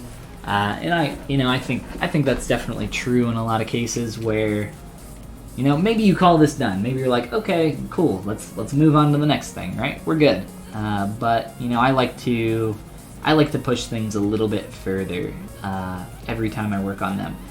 If you do get to that stage where you're like, I just don't know what to do. I don't know what to do with this. One of the things that I find very helpful, and I'll do this right here. I think stepping through these, it's a little bit more obvious where maybe some areas that we could tweak and work on could be, but I would like to show you this either way. And I think, yes, I do have Photoshop open. So one way that you can do that is by just taking a quick screenshot of whatever you're working on and just paste that in Photoshop and then flip your canvas, which I have set up to a hotkey. And just flipping your canvas, and that'll help you get an idea. And we'll do this just so we're focusing on only our image here. And I have a paintbrush, I think. Yep. And then what I recommend doing is doing some draw overs of whatever you're working on. So where's our guy here? So I flipped the canvas, and essentially what flipping the canvas does, what I recommend doing is flipping your canvas and then stepping away. Just leave whatever you're working on, just maybe go on a lunch break, whatever it takes for you to come back with a fresher perspective. So what I'm seeing, some of the things, maybe this joint back here, I think this could go a little bit lower, so I'll either, I'll probably grab a different color, but I'll just say, you know, lower here, and I'll make little notes, or I'll draw out stuff on my silhouette like this. Maybe I want this to be a little bit more straighter back here, so I'll start to, you know, sketch in that line there. Didn't actually do what I wanted. I was trying to do the shift click thing. There we go. So maybe I'll indicate some of these lines that I want to clean up. If we're looking at these curves here as we come around, this is this feels very ungrounded. It just feels like a random curve in the leg, whereas there should be a joint here, so I want this to come through a little bit more and have a little bit more of a hit on this side, so I'll probably note that. I'll note it over here as well, and just go through here if there's stuff in the eye that I'm not liking. You know, if I want to change any of this form up here, I'll indicate that. There is some stuff that's different up in the ear. I actually need to paint in some of this additional stuff here. So maybe, whoops, I'm using ZBrush shortcuts on accident. So maybe I'll indicate that I need to paint in, you know, some of this stuff. Do a quick paint over of your own work. Can be nice, can be helpful. But yeah, just come in here, flip your canvas. I think that helps you get to see things in a new perspective. And then after you're done, you can head on back to ZBrush.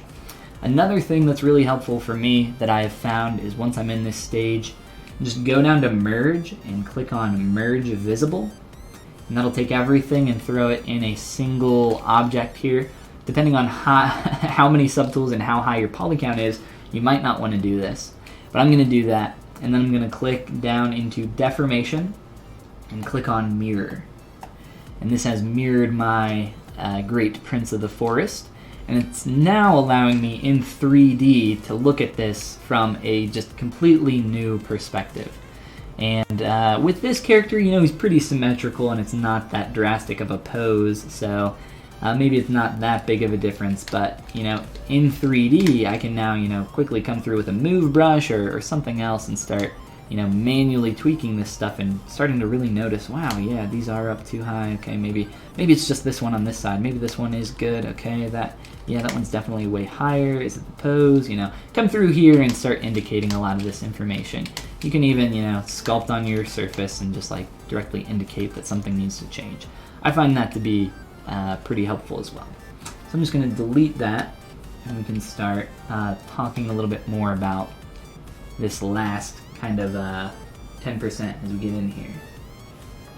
Can you tell us what your YouTube is? Yeah, it's just YouTube/Follygon. Literally, I'm Follygon on everything. You just give it a Google. I'll post it there in chat. But just Google Follygon and you'll find all my stuff. If you go to Follygon.com, that's maybe the easiest way, Follygon.com, you'll find links to all my stuff on there. Here, I'll just copy and paste that into chat as well. And it looks like maybe it's having a little bit of trouble posting my comments. I don't know if those are coming through or not. Let me check here. I think they are. I'm not positive, and I apologize if the technology is failing us. But Follygon.com, that's probably the easiest way to find all that stuff. I'm out of tea. I'm all out of tea.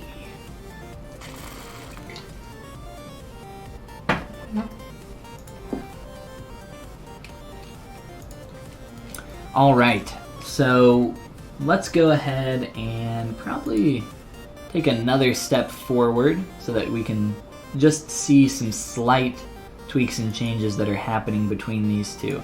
Mostly in the legs, and I actually even take this a step further and start doing some more stuff with those. But I want you guys to see some of these really kind of just small changes here that are happening that I've been mentioning about moving some joints around and starting to make some of these feel a little bit less noodly in the legs. So really starting to define that.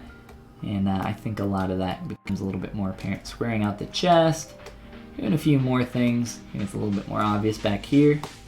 But this is when you're starting to get into that area of diminishing returns, you know, and it's up to you to figure out how far you're going to take something. Like I said, nothing's ever finished. It's only abandoned.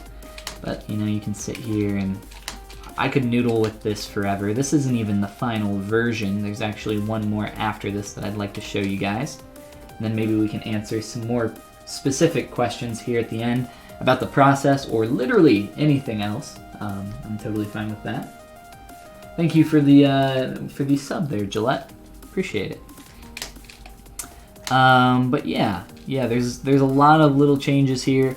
And at this stage, what I'm really focusing on is just going back and forth with a lot of my reference images. I have a lot of these, and this final stage, there's a little bit less to talk about, but in all honesty, for the last like 5 or 10%, all the work that you've done prior to this, however long you spent on that first 90%, I think you can take all that time and put it into this last 10% to really take it to the next level. And I recommend that next time whatever project you're working on, if you do get to that point where, you know, I don't know what to do, you've already hit that mark, you flipped your canvas, you found a few other things, keep pushing on it. I really recommend that you do keep pushing on it and try to find out some more areas where you can improve. Try to find a community online, like the official ZBrush Discord, where you can post and share your work and get some feedback from some other people. Try to be really specific with your critiques when asking for critique, and I think you'll be able to get a little bit more mileage out of some of this stuff. Some of the stuff that I was noticing at this stage, I was like, oh, I forgot to put in this little neck floof. Let's go ahead and do that next. And I can show you guys how I would do something like this, which would just be either a simple extraction using some of the manual methods or using some of the automatic methods with projection, or extraction, sorry. Or using some manual methods as well. Both are viable here. And I'll show you what I mean about how I often work on extractions. And I could also talk a little bit about some of the frequently asked questions that I get about a lot of this stuff. We covered a lot of those on my last stream over on my channel this morning, but I would not mind going back over that stuff. I think they're frequently asked questions for a reason. So what I'm doing is I'm using some selection brushes. I'm holding Control and Shift, and I am using the Select Lasso.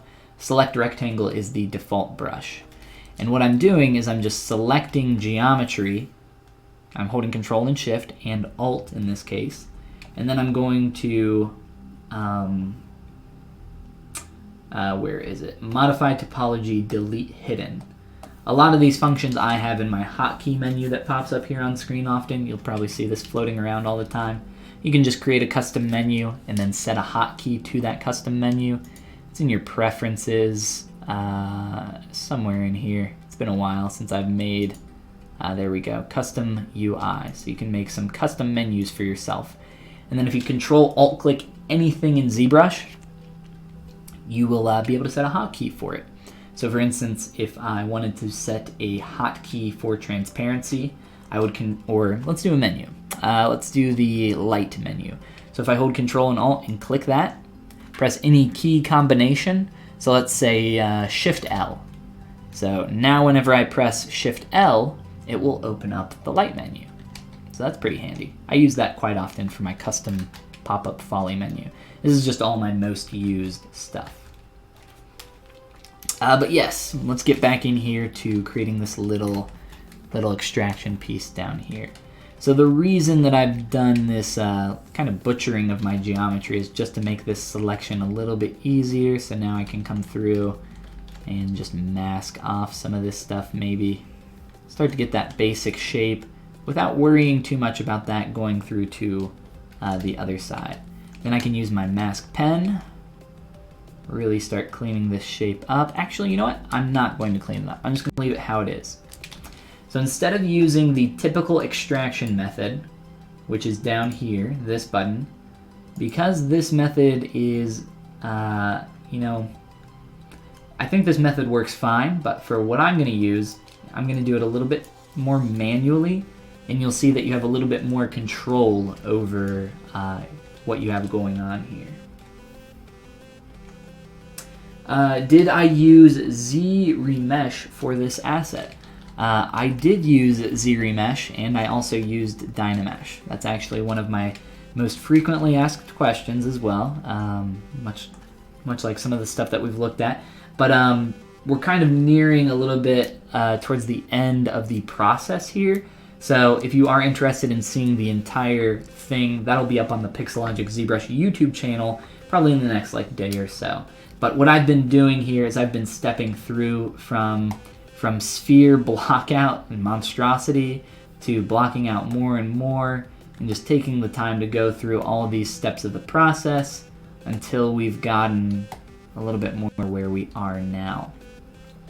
So we're looking at doing some manual extraction, which what I'm going to do here, I'm just going to turn off the poly paint, and we're going to Remesh this. But when I do that, we're probably going to get some problem areas around this jagged edge. Remesh does not like open-faced geometry with jagged edges. It's done a pretty decent job with the edges, but you can see that our geometry is very dirty. So what I'm going to do is go to Edge Loop, run a Groups Loops function with just the default settings. That's going to clean up the edges to get rid of a lot of that jagged stuff that we have going on. And then I'm just going to run a Remesh on this again and see what it does. See how clean the topology is. And it'll probably still be a little janky. There's some errors going on here. So let's look at how we can maybe clean some of this up. I'm going to delete this little top lip very quickly because it's going to cause us a little bit more trouble than we want, I think. You know what? No, we'll just leave it in. We'll try to make it work with that little flip up there. So if you guys are familiar, there is a brush called the ZRemesher Guides brush. And what the ZRemesher Guides brush does is it allows you to draw out some curves on your geometry and help indicate to Zremesher exactly how you want some of that topology to flow through there. So I'll just indicate with a few of these lines, hey Zremesher, I want you to follow maybe this basic pattern here. And we'll see how that does. I am Zremeshing very low, so I think it's going to have a few problems. We'll see exactly how well it does here. It definitely did a lot better, but we're still getting some stars, some weird stuff going on. So how do we get some cleaner topology out of something like this? So I have the basic shape. I could sit here and Z-model with this and clean it up, and that actually wouldn't be that hard, but it would require a little bit more knowledge about some of the tool sets with the Zmodeler and some of that. So I don't really want to do that, at least right now, just for this video. So instead, what we're going to do is use our, we're just going to step back here, undo all this. So we have that piece that we cut up, right? And we are going to use our Topology Brush. And the Topology Brush works in a similar way to the Zremesher Guides brush. It allows you to draw out some curves on your surface, but instead of using it with Zremesh, what you end up doing is using it to create topology. And it will actually create polygons wherever you make a quad. I'm not sure if it works with tris. It might. I believe it does. Yes, it does. But you can sit here and go through your entire surface and, somewhat manually go through and kind of create some topology here. And we could have drawn this directly on top of our neck. It doesn't really matter. You can see that we're starting to get some of these forms through here. You can start to draw some more edges, start to get some more polygons in here. We got a try down there, but that's not necessarily a bad thing. We can continue to go through here. It looks like maybe this edge up here isn't closed completely. Maybe having some issues with that. But there's definitely, let's undo here just so we have one side so we can work with this so you can see. Once you are done with your curves, and real quick, another function, Alt clicking and dragging deletes these little extra guys on the outside edge here. Whoops, try that again. Delete a few of those, and you start to clean up your curve. But if you are wanting to accept this, just clicking on your surface will delete all your curves, and then what you're left with is your topology there. So let's continue going on here. We'll try, let me make this brush a little bit bigger. We'll try just clicking and dragging and connecting to that point there. Ah, we are not connected up here. That is why we are getting a try there. So yes, we will erase our curve up there and we will redo that. Hopefully those will connect now. Well, yes, now we're cooking. So we'll continue to draw through some of these. Hopefully get that to snap there. And I don't use this too often. I think it's, I think it's a great tool. Obviously, some of the curve functions in here are a little finicky. You have to tweak with them just to get them to do what you want sometimes. But we're definitely getting some decent topology out of this if we want to use this to make this shape. But let's kind of finish this off really fast. I'll try to close this up. Got an extra curve in there.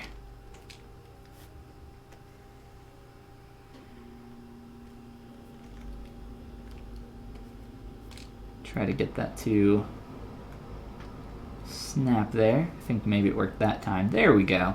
Like I said, maybe a little finicky, a little bit more finicky than I would like personally, but just getting that through there. A little bit more up here. And then we'll draw out that final curve. I'm just going to draw it from down here. All right. And then if we want to draw out some additional, I'm just going to click. We're going to accept this. Let's just click over here, delete all our curves. And I'm left with these two pieces. I am going to, let's see. There we go. I'm going to run an auto groups function that's down in your Polygroups auto groups here. Just Control-Shift-Click our new geometry, delete hidden, and now we're just left with this piece here. So that was a few different methods for how we could start creating something a little bit more clean using some manual methods. Typically what I'll do is I'll just, go through and use Remesh. Typically when I use it for something like that specifically, let's see, for something like our body,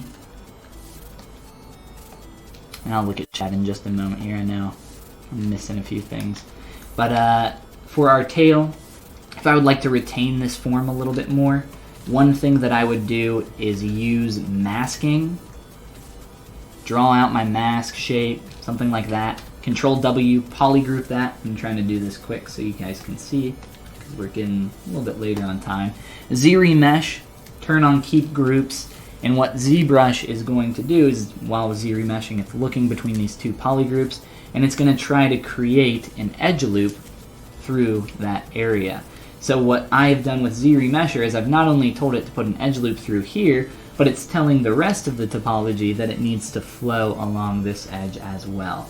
And dropping that even lower will make that even a little bit easier to work with. And then you can go through with your Zmodeler Brush, delete, edge loop complete, and start deleting and cleaning up some of these edges if we wanted to make this even lower poly and start to clean that up a bit more. Some of these are not perfect edge loops just because of ZRemesher. You can see that we have a star going on down here, right here. But spending some more time, I ZRemeshed this very quickly. Spending some more time, we would be able to clean that up very easily. Could even close off that last part and then close holes by bridging our edges this way, and that would work just as well. So that's more the typical way that I would do it, but I was trying to show a few different methods there. So hopefully out of all of those, you can find something that you enjoy using. The last step on something like this would be to add some thickness. It looks like maybe we are getting some thickness already, which is a little unfortunate. I'm not sure why that happened. So let me try. Okay, I actually do know what happened here. I'm going to undo real quick, step back. So when you tap to create your topology on something like this, depending what your draw size is, that will define how thick this becomes. So if I tap, oh, let me turn on my Topology Brush again. If I tap, that will make that a little bit more thick. If I put that on 0, it will give us, or I'm sorry, on 1, it will give us what we're looking for, which is a flat plane. Give me a moment here, and now let me look at chat, and we'll add some thickness to this. Resnor, what's going on? We are not really working on Bambi's daddy here too much more. What we're actually doing during the stream, if you're joining us a little bit late, is we are going through the entire process from beginning to end, kind of like a cooking show, and I'm stepping through all of the different versions here. So block out, color, a little bit more finished, and then getting into posing. And now we're looking at kind of adding some finishing touches. So real quick here, we got something else.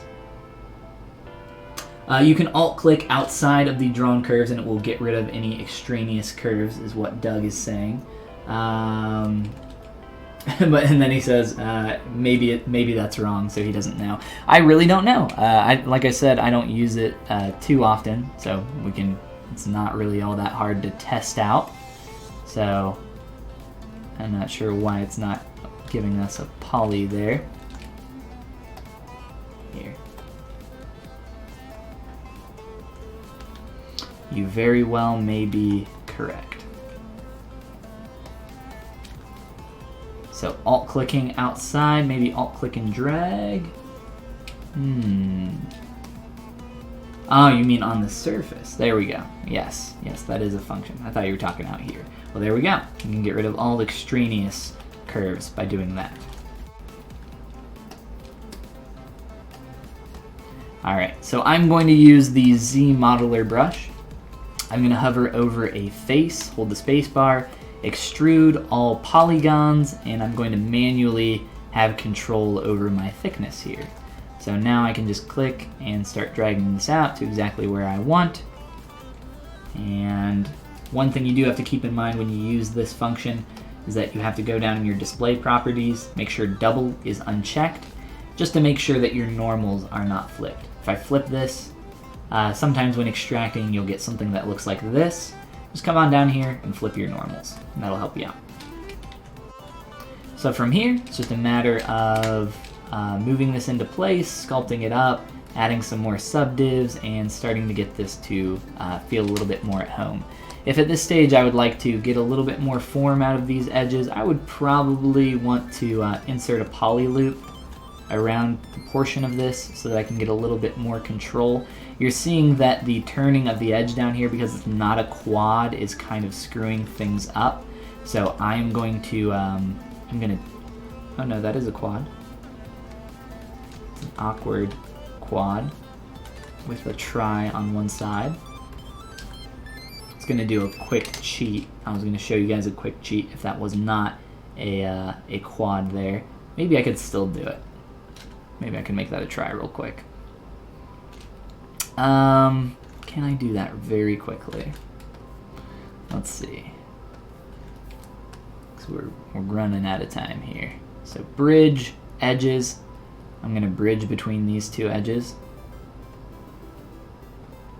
And then there we go. So now I have just a try point at the end. Maybe you're fine with that. Maybe you want a quad down here. Another way that's a little bit more interesting of adding edge loops between things is using a slice curve brush on something that's a low poly. Just Control and Shift, select your slice curve brush, and just click and drag a cut through there. And guess what? You got a brand new edge loop. And you can just pull these out and adjust them however you need. So that's if you're looking for a quick way to create an edge loop, that might be a good new tool for yourself. So if you want to play with that. We're still having the problem of having tries down here, but I'm just going to leave it and start adding some subdivs here. So quick little subdiv, and we can start manipulating this shape, add in a few subdivs, and start playing with this and building it up. So that was a lot of different, and we do have some creases on here that I would delete before doing this.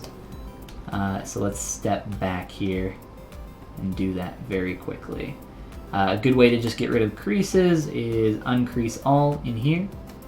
Get rid of all those creases. There we go. Just the way I modeled that, is having some problems with some creases, and then we can start shaping this up, adding some more thickness, playing with this shape a little bit more. And I would, like I said, I probably wouldn't poly model like I did something to this degree, but I did want to be able to show off some of those functions here so that for people that are not at least not too experienced with like the Topology Brush and Zmodeler can at least see that they exist and some of the functions for how you could use something like that. So we're starting again to shape up that additional piece there. But let's just go ahead and jump ahead to our last, yes, our very final, our final sculpt. Here it is. No, that's the one before that, sorry. There we go. So this is kind of the last one here that I've been working on. You know, at this stage, I'm pretty comfortable with it. I would probably sit here and noodle with this for maybe like another hour or two, just finding little nitpicky things. One of the things that really annoys me about this is how tight some of the form changes are down here in the ankles, because I've creased up a lot of that. I also just have some random like strokes on here that I need to clean up, and it's definitely important to get rid of a lot of that stuff. But just taking the time to clean up this, again, this is like that last like 5-10%. This is when you really need to push yourself to get to that next level. And it's definitely the most difficult point where you're having, in terms of like recognizing mistakes. Again, you know, you're getting to that point of diminishing returns, and it's all about figuring out, you know, what can I do to push this to the next level. Having a community of people that can help point stuff out, critique your stuff, is definitely extremely useful at this stage.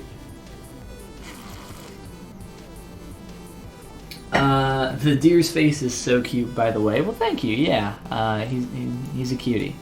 We gave him some jumping back and forth between those two. You know, we've added in some additional color and fur there. A lot of this is extremely clean, but we've changed some stuff in the ears. We've also changed some stuff in the eyes. I've added in some very simple polygon eyelashes. Nothing too crazy here.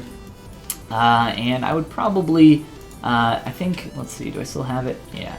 So at this stage, one of the things that I wanted to do during this point was start to play with my ears a little bit more and start to get a little bit more overlap between this this inner crease down here. So we could start to do that. I'm using masking with back face masking as well to really start kind of just working on this area. I don't know if you guys have ever, let's see, let's just look up a deer ear, hopefully attached to a deer. Here we go. This is perfect. There's a lot of fluff in here, so it's kind of hard to see, but maybe a little bit. Here we go. Here's a little bit of a better angle. So as that kind of gets closer to the base, it like folds in and wraps in on itself. You can see this edge here coming in and doing the exact same thing. So I wanted to get a little bit of that in this concept. Just trying to pull that forward, get a little bit of that, you know, overlap there. The ears are such a small thing that I really don't think it'll be noticed too much, but you know, any way that I can like push this, I try to start focusing a little bit more on big shapes in the beginning as I'm starting to find things that I can change, and then get a little bit more into the secondary or medium shapes that could be changed, and then a little bit of the smaller stuff here at the end, which is like, you know, maybe it'll be noticed, maybe it won't, maybe it'll make a big change, maybe it won't. But you know, I'll notice it, and again, just finding those ways that you can push your work further is extremely important. It's how you level up here in the end game. Oh my gosh, my chat was frozen. I'm sorry. Rude Boy, let's see. Have you ever done Maya to ZBrush? Way back in the day, I started modeling the first one of the first programs that I was modeling in was Maya, doing some poly modeling stuff. So I have done a lot of stuff in Maya. The Maya to ZBrush workflow was your introduction to ZBrush. It feels a little redundant. I feel like I should learn Zmodeler and stick to doing everything in ZBrush. Do you agree? It just depends how you want to start.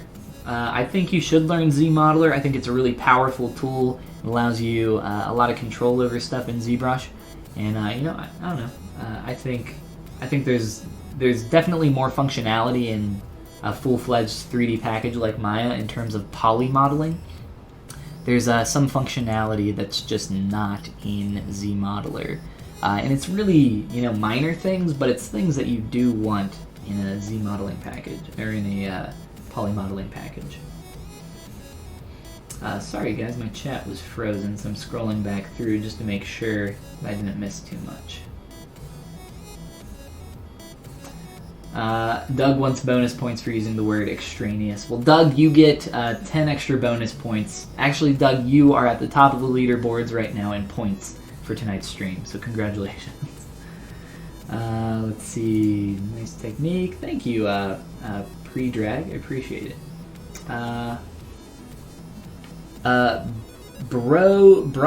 Broadsta says, to get that smooth surface, is that just by using the smooth tool, or is there another way? So, Broad, this is actually the most frequent question that I get out of everything. Oh, and by the way, we have a little extra secret face in here. So, here's some nightmare fuel for you guys before I go. You're very welcome. The hidden face underneath. So again, this is the question that I get asked the most, more often than anything else, and it's maybe not worded exactly the same way, but it's always the same basic question. And the answer to this is no, it is not the smooth brush. It is not just the smooth brush. The real answer is a lot of things. It's a very complicated process, and I've just kind of gone through the whole thing here. And, you know, a lot of these questions are, hey, I'm doing what you're doing, I'm following along, but my thing doesn't look like your thing. Why doesn't my thing look like your thing? How are you doing? Like, how do you do that? And the short answer is really just time and mileage. And you will get to a point where you can create an extremely clean surface eventually. You will get to that point where things start really cleaning up. But it's not going to happen right off the bat. Sculpting is really hard. It really is. And ZBrush is not like other softwares where you jump in and you're like, okay, I'm going to learn how to use Microsoft Word. You know, a little bit later, I know how to use Microsoft Word now. With ZBrush, it's like, okay, I'm going to learn ZBrush. I have learned ZBrush. Good. But now there's this whole other category where I have to learn how to sculpt. Wait, hold on. I have to learn... okay. Hold on, I'm trying to put these two things together now. So I've learned the software, but now I have to learn how to make things look good. And it's like, yeah, okay, well, it might seem obvious, but for a lot of people, it's really not. And I'm not saying that that's not obvious to you specifically or anybody else here. But, you know, if you're having trouble making the thing that you want, the short answer is just mileage. It's just time. Just getting in there, putting in the work, and eventually you will get to a point where instead of, you know, your surface looking, and I'm gonna rough this up really quick, and I'm over exaggerating it right now so that when I get to here, let's just use a couple move, and let's do some lower subdiv smooth, and I'll even turn off poly paint on this. So here we go. So it might look pretty smooth here. The surface might look pretty smooth, but in reality, and these extra strokes don't matter. In reality, as we start to move around, I'm starting to notice that the surface is casting a lot of these awkward shadows here, and I'll even, you know, move my light source around so it's maybe even a little bit more obvious. You can see where some of these shadows and highlights are happening. And this is something that's not, you know, there's no quick answer to this problem. It's definitely something where you're going to have to just play with it for a while and get to a point where you can really figure it out. I'm not even going to undo this. I'm just here. I'll show you how to fix it right now. I'm stepping up and down through my subdivs. I'm using a couple different brushes to fill that form back in with some clay tubes and some trim dynamic.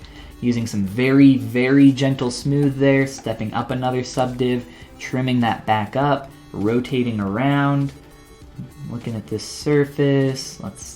My brush is stuck. Oh no, my brush is stuck. It's actually, this is what happened to my brush last time. My brush got stuck with the pen pressed down. And this is actually how you fix it. According to someone on Wacom's forums, you take out your pen nib and you hold it sideways and you set it down on your table for 24 hours. Or, let me see. All right, there. That probably reset the sensor. I will find out. That, or you just like bang it around a few times with the pen nib out. I know it seems very caveman-esque, but apparently it works. It's not working right now, so I'll put the pen away. But yes, I can probably do this even with a mouse and using some move brush and pushing some of that in, and we've started to get rid of our pock-marked awkward surface there. And I would probably do even a little bit more because we're starting to get a little bit weird in the silhouette there since I moved that there. And just starting to clean that up even more. Step back up, all the way up, and there we go. I'll have to fix my pen. Hopefully, this is the second time this has happened. Hopefully I can get it fixed, because that would be terrible if I had to buy a new pen. They're very expensive. All right, let's see. King of the Forest, actually the Great Prince of the Forest. Very close though. So hopefully that answers some questions. I know, like I said, it's a tough thing. Sculpting's hard. Sculpting's hard, so don't beat yourself up. Definitely gonna sit properly down when I have delivered your last assignment and done your final exam and go through this video and try my best to learn from it. This was a blast to follow. Well, thank you, Greth. I hope it's been helpful for a lot of you people. I appreciate the kind words. Thanks for the great stream. Awesome work. Nice model. Face. Hood. Let's see. Oh, Airman says, once I learned ZBrush, I magically acquired modeling power of the gods. Do you guys not know about the secret easy button? It's hidden deep in one of the menus. I'm not going to tell you which. You're going to have to look for it yourself. Let's see. A bunch of stuff here. Hopefully I didn't miss too much.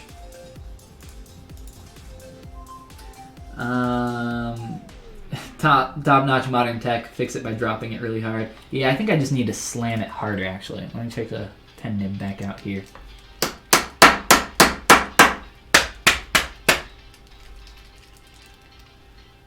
I actually switched my pen nib this morning. I'm using one of the gray, you probably can't see on stream, gray soft pen nibs. You're supposed to drop it from like 3 feet onto a hard surface. Supposedly that helps. Also, just I think setting it on its side for some time will help. Cross his fingers. Nope, still locked up. That sucks. Well, hopefully we can fix it here overnight. Change it to a new unused nib. Like I just said, I did just change that. Clip with pen makes you sad all the time. Let's see. Drop your Cintiq 3 feet from the floor.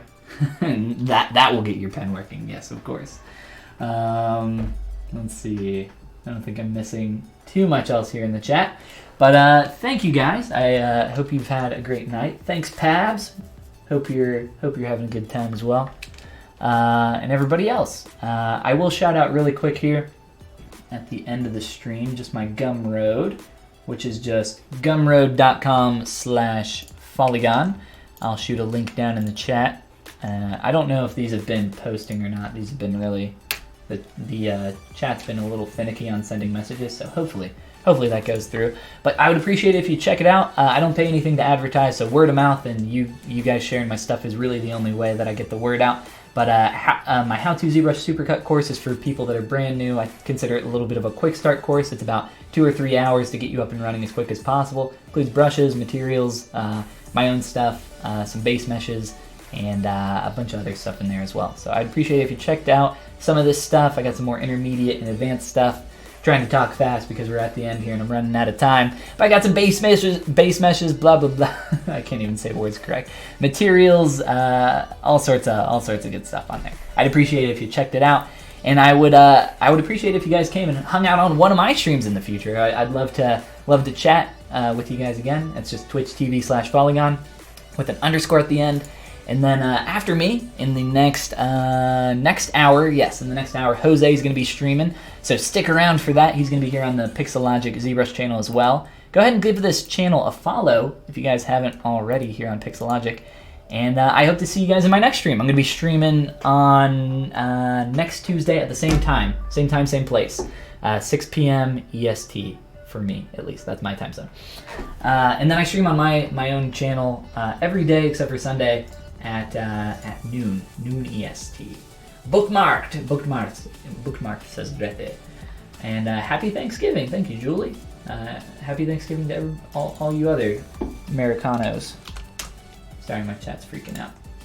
All right, well, I think that's going to be all for tonight. Again, click that follow button down below, and I hope to see you guys next time. See you again. Thanks for coming and hanging out. Toodaloo. Now I just got to find my button to stop the screen. See you, gang.